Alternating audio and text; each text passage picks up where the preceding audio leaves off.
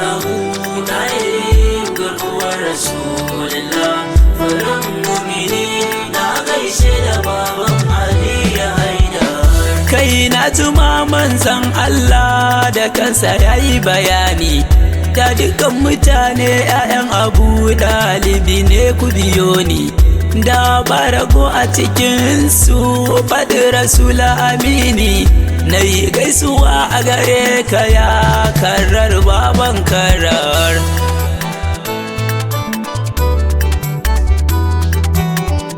Kai wasu baitoti da Abu Dalibi yayi wa amini, wallahi la yasilu ilayka bi jam'ihim ku biyo ni, hatta wasidu fitara bi dafinan kunzi yakini, ba a taɓa manzan Allah sai dai in ba baban Haidar.